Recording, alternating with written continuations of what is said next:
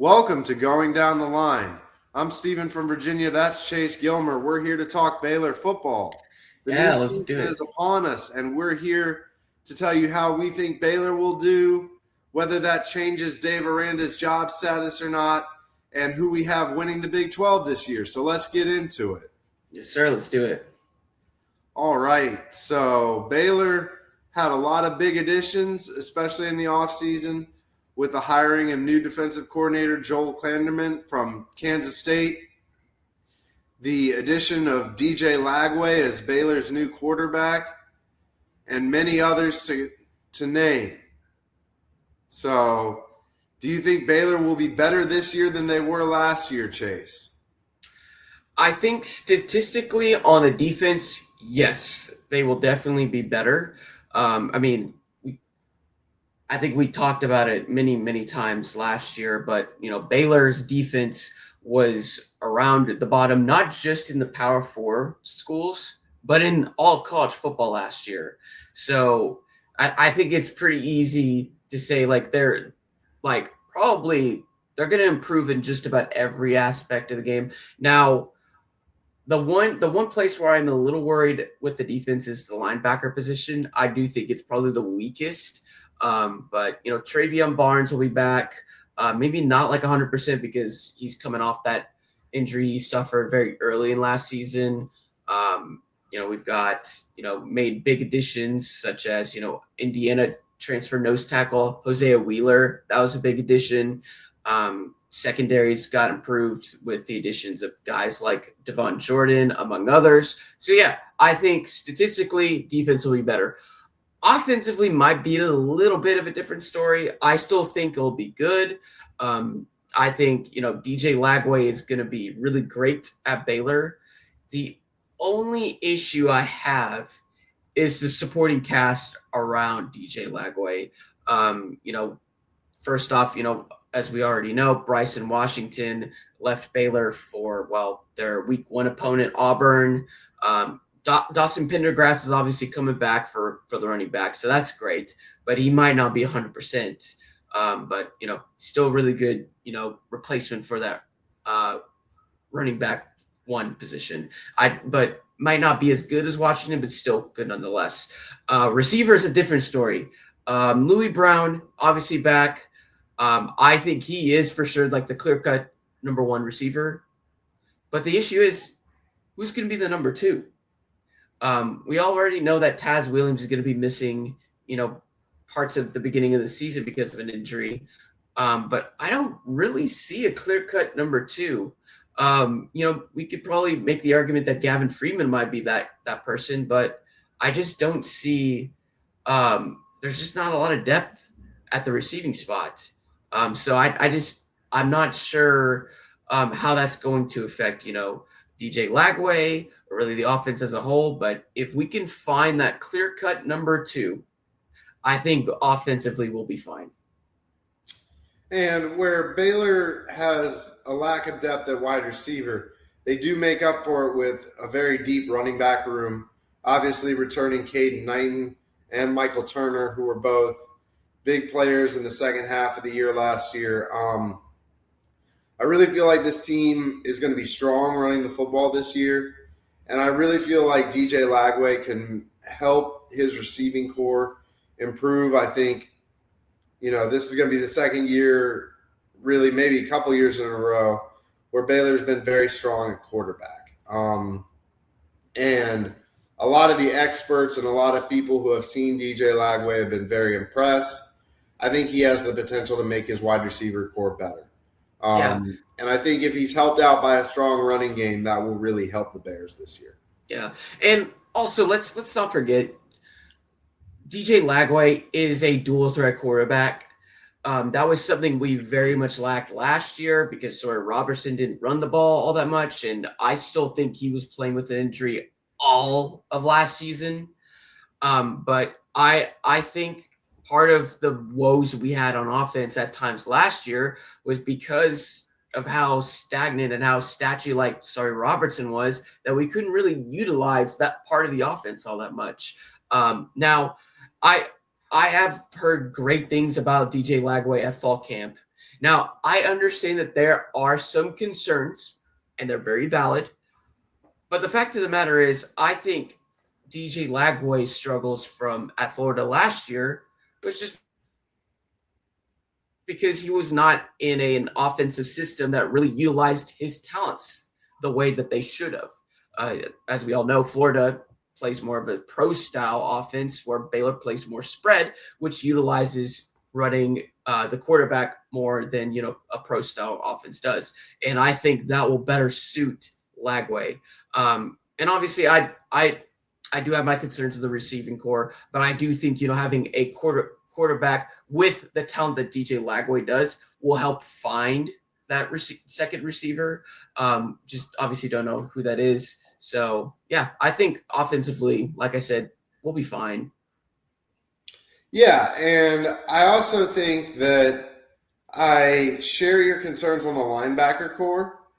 To flip back to defense real quick, but I'm very excited for Caleb Burns and his ability to make an impact. Yeah. He was a very high 4-star recruit that Baylor got in the recruiting process, and I think that this year will be a year for him to come out and play very strong. Yeah, no, I think there's a clear 2-4 linebackers who will both be starting, and that is both Travion Barnes and Caleb Burns. Yeah. Or at least they'll get a lot of playing time. They'll get the majority of the playing time, I would assume. So to jump into our projections for the Baylor Bears, Chase, what's your projection for the record for the upcoming season for your Baylor Bears? It's really hard to project how this team's going to do this year because there's just so many things that we don't know about this team, at least as far as overall is concerned. For now, though, I have Baylor going 7-5. I have them losing first game to Auburn. I have them also losing at Arizona State, and then their last 3 at BYU, Texas Tech, at Houston. And I know we'll be talking more about this later, but I'm just not necessarily sure going 7-5 is going to save Dave Aranda's job. But like I said, we'll talk more about that later on in this episode. But just that's where I have Baylor as of right now. I have Baylor going 8-4. The only game we differ is I have Baylor beating Auburn early in the year. I'm not very high on Auburn just from everything that I've heard coming out of that camp. I've heard Bryson Washington is down the depth chart a little bit. I've heard Alex Golesh has some rather odd things going on with that football program in terms of expectations. I just don't really like the vibes. And I think that DJ Lagway and the Bears have an opportunity to come in to Atlanta and really set the tone for the season early in the season. I agree with you. I have them losing to Arizona State at Arizona State, and I also have them losing the last 3. I think this could be a good year for the Bears, maybe not a great year. Obviously, that's subject to change. But I also kind of think that a big unknown with this schedule is if Baylor loses their last 3 games, how does that affect Dave Aranda's job security? Because I think most of us in the community agree that Aranda's on a hot seat, but it really depends on the vibes as to whether he's back or not for year 8. Yeah. 2027 would be his 8th year. So yeah. So if Baylor loses their last 3 games, how likely is it that Dave Aranda returns in 2027? I think it really depends on two separate things. First off, and I think this one holds a lot more weight than the second, is what was their record going into those last 3 games? If they were to be somewhere around, let's say, 7-2, 8-1, which I don't think that's going to happen, but if they were, then I think there might be a chance that they could like they might consider it, especially if somehow they win one of those last 3 games. Then yeah, I think there's a good chance at if they're 8-4 or 9-3, then yeah, there is a chance that he does stay. But if they're 6-3 or worse, then I think the chance of that is a lot more slimmer than we think. So that's my first point. The second point is how well Baylor does in those last 3 games. If we win one of those games, then I think that's a surefire way saying like maybe they have improved. But if they lose those games, or if they lose a close one, as bad as this is to say, because I mean we're in the 7th year of Dave Aranda being the head coach, there are no more moral victories. I'm kind of tired of us losing every single big game that we have, and I'm also tired of losing every big game at home. So, well, I'll be a little bit more lenient if, let's say Baylor is 8-1, 7-2 going into those last 3 games, and they lose them. I just don't see it playing out well if they lose those last 3 games. They're 7-5, 6-6, or worse than that, and we're sitting here at the end of the season, and they for some reason decide to keep Dave Aranda, because I mean that's just going to leave a sour taste on everyone's mouth if they decide to retain him after that kind of year. I totally agree. And I would say that it also, the way they lose those games matters. I think if they lose those games in the fashion that they lost the Utah game at home, or they lost the Cincinnati game on the road, that's all she wrote for Dave Aranda. Really can't have a team show up or not show up in that fashion over and over and over again and expect to stay. If they play, BYU, Texas Tech, and Houston real close and just happen to lose, and that's 8-4, 7-5. At 8-4, I think he stays regardless of the bowl game. At 7-5, I think you need him to win the bowl game to stay. I mean, that's also why I say the record has to matter. If they go 8-4, then I think it really depends on who they beat. If, let's say, they have in those 8 wins, they have wins against Auburn, TCU, let's say Texas Tech in the third one, then I think there's a chance that he does stay. But if they're 8-4 and they lose all the 3 games against the Texas teams in the conference, and they have multiple, not just one, multiple blowout losses, then I think he has to go at that point. You can't, us getting blown out in multiple games shows that there's still a ways to go, especially on the defense. And that's just, at this point, 7 years of this, it has to be enough. Right. Totally agree. I think all of us want Dave Aranda to succeed. All of us want the Baylor football program to succeed. But if there's no evidence of it this year, changes have to come. And honestly don't know who your head coaching list and who you target. But I think it's fair to say that if they're on track for a 6-6 season, you're getting that list out earlier than the last week of the season. Yeah. Heck, even if we go 6-3 in our first 9 games, I still think that we have to consider that, because, with the higher chance of us losing all those last 3 games, you still have to consider that. I absolutely agree. And I think that after the decision by President Livingstone to keep him last year, you can't make a decision like that again this year, where you're 5-7 or you're 6-6 and you keep him. I think Dave Aranda is a lot like a cat, where he has 9 lives.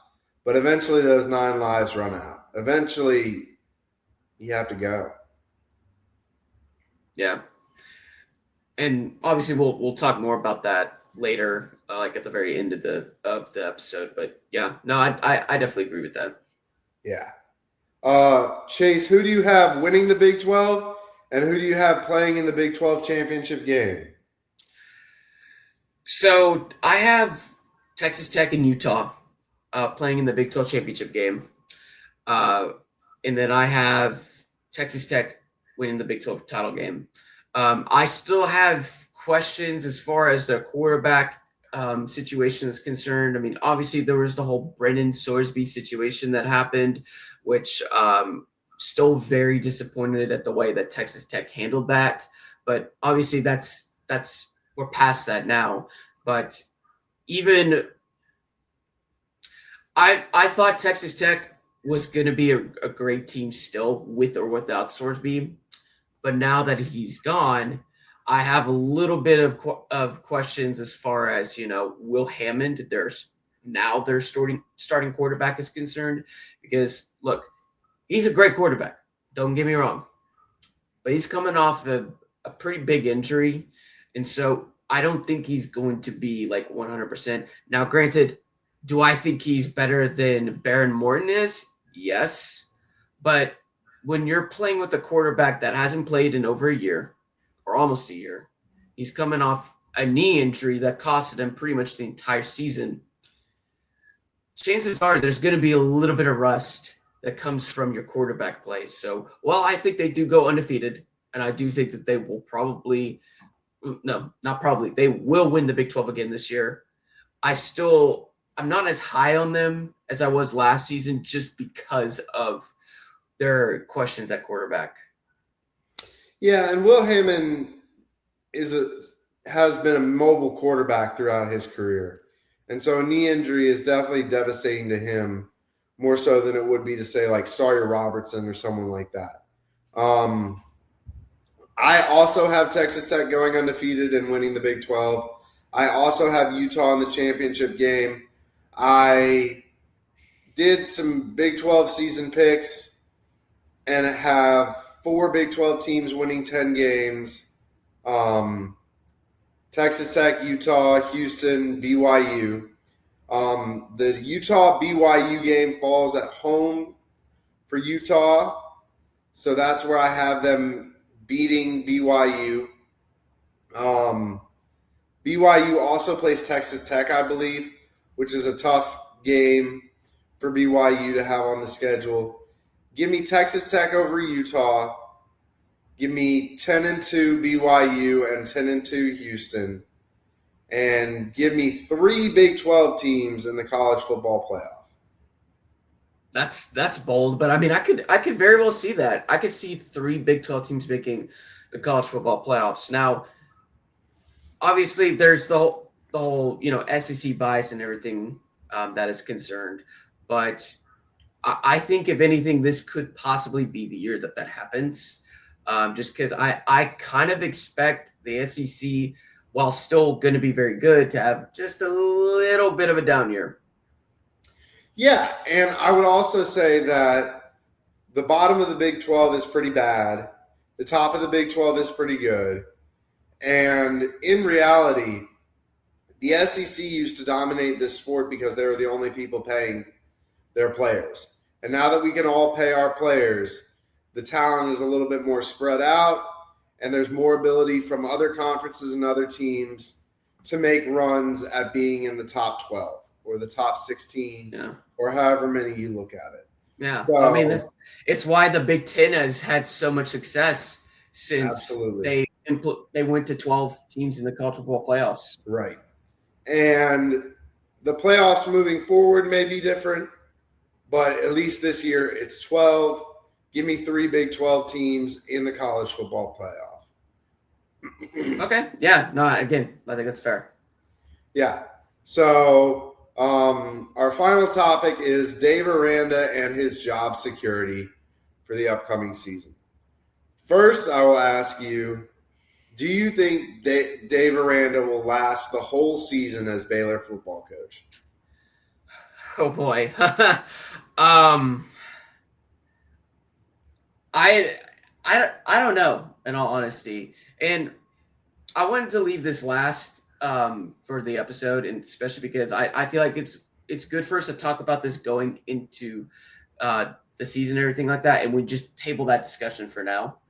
But I really don't know if Dave Aranda will be the head coach for the entire season. I really think it depends on, again, the record, for one thing. I think in order for Dave Aranda to retain his job for an eighth season, he has the best way for him to retain it is for Baylor to go at least 9-3. And they could go 8-4, but that it depends on who they beat. It depends on what their losses look like.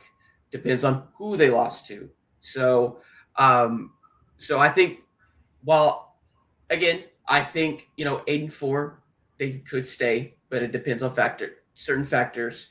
The surefire way for him to stay is for Baylor to go 9-3. Having said that, I really, really do struggle seeing that happening. And as I said earlier, there are no more moral victories. I'm just like you, and just like every other Baylor fan here. I'm tired of the half measures. I'm tired of accepting mediocrity. And as much as Linda Livingstone will gaslight us into saying, oh, we don't accept mediocrity and we don't condone this, her retaining Dave Aranda shows that they very well do. So I'm tired of that. And I'm also just tired of Baylor just effing around now and finding out later, because they were very, very slow to implement the transfer portal. They were very slow to implement a very good NIL structure. And while that hasn't hurt us all that much, it has put us in a very uncomfortable position of, as Livingstone fears, being mediocre. And I want Dave Aranda to succeed. I very much do. But there comes a point where you have to look at the results from season in, season out. And if he doesn't, at this point, get to 9 wins, they have to let him go. I totally agree with your statements and your premise. I like Dave Aranda, personally. I like him a lot. I think he's a good guy. I believe that he has a good heart and that he means well and that he wants the best for Baylor football. That's not enough, man. Got to win some games. Win some games.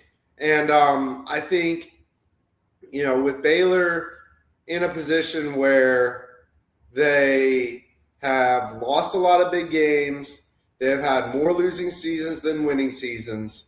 I understand that Dave Aranda has had his own growth as a coach in terms of NIL and, a couple of other factors. But if he doesn't win this year, they have to go find another coach, whether that's the Navy coach, whether it's another young and up-and-coming coach. I think we're done with the G.J. Kinney and Jeff Traylor stuff. Yeah. I think they haven't been as good since we floated them as names in the past. But you have to find a coach that's going to win some games, because the worst thing you can be right now in college football is mediocre or worse, especially in the ever-changing world of college football where conferences are constantly changing. It's possible that you get left at the altar in certain situations. Baylor just cannot afford to let this program slip, because then it may not exist in the form and fashion we know it in the future. Yeah, so and this is a make or break year for Dave Aranda. It's a make or break year for Baylor football. Yeah, and I'm glad you mentioned that part about the ever changing conferences, because we're inevitably so. We are pretty much fast pacing to there being essentially two super conferences in college football. Mm-hmm. And that's obviously going to be, the SEC and Big Ten.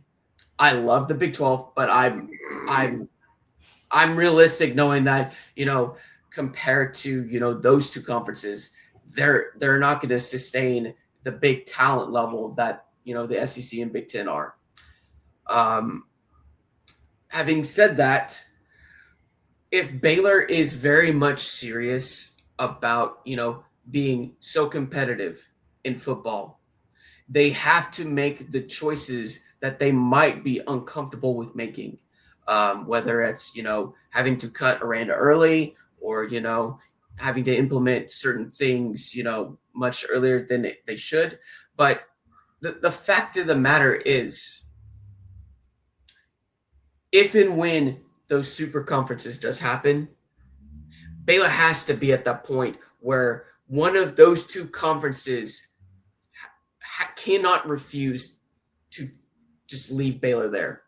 Because if they do, and we're in, let's say, Conference USA, no offense to them, and we have this big stadium for a very small conference, we're going to be looking back at this season and last season as those pivotal moments and just think to ourselves, why did it have to get to that point? Well, why didn't we do anything sooner? Mm-hmm. And I really think that we will be looking at our facilities as a waste of money. Yeah, we'll be saying we have this great stadium, we have this great basketball arena, and now we have no big time sports. And we made all these investments, and then we didn't follow up on the integrity and the quality of what our program should be. And now here we are. Yeah. And Baylor cannot afford to have spent all this money on McLean Stadium, to spend all this money on Foster Pavilion, and to have teams that are not in major conferences. Yeah. And on top of that, think about it like this.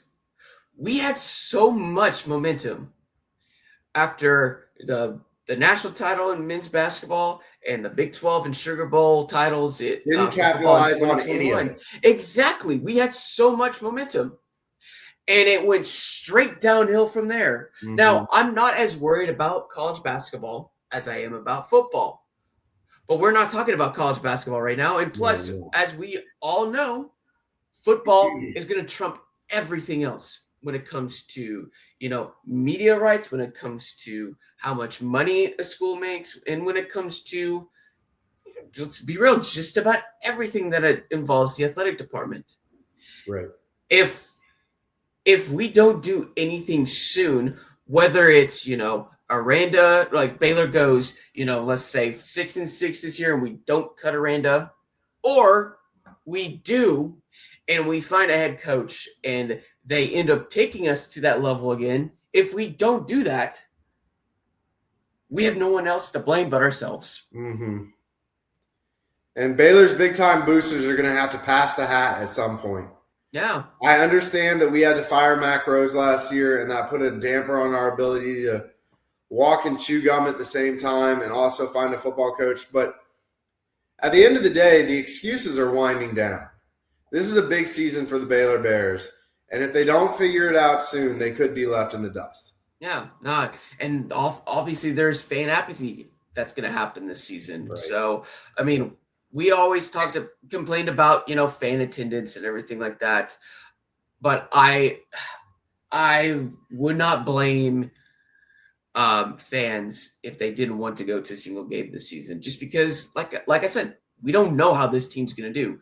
We're in the 7th season of, let's be real, a lame duck head coach who is maybe not the hottest seat in all of college football, because that goes to Mike Norvell of Florida State, but is probably top 3 or even top 5 of the hottest seats in college football going into the season. If you did a Google search on the top 5 hottest head coaches, hottest seats in college football, Dave Aranda makes all of those lists.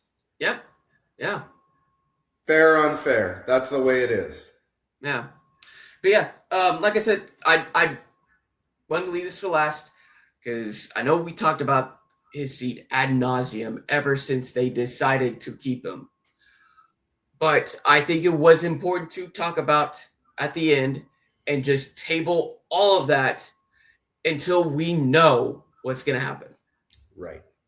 Well, it's going to be an exciting season of Baylor football, whichever way it falls. Yeah. Chase and I are looking forward to it. Looking forward to those new uniforms, which we don't have to talk about. Oh, yes. I'm very, very much excited about Oh, those my God. throwback Bring uniforms. back the gold. Yes, yes. But I do want to say one last thing. Regardless of which way this season goes for Baylor football, I'm going to say it's going to be a win either way. Because, we could go 8-4 or better, and we're going into a bowl game, or dare I say it, the college football playoffs, and there's that momentum that we have to capitalize on this time. Or we go 7-5 or worse. Aranda's gone. We have a new head coach, and fan apathy's gone. The big money donors will possibly return. Don't know. I can't 100% for sure say that. But, I think regardless of what happens, I think fans should consider that whatever happens, it's a win for us. Yeah. Yep. This is a win-win proposition for the Baylor football team. Either they win and they're good and we're all happy, or they lose and we get a new football coach and better days are on the horizon. Yeah, that's for sure. That is for sure. All right, Baylor fans. Well, that's it for today's episode. Thanks for watching. Sick 'em Bears and later, guys. Sick 'em Bears. See y'all next week. Bears.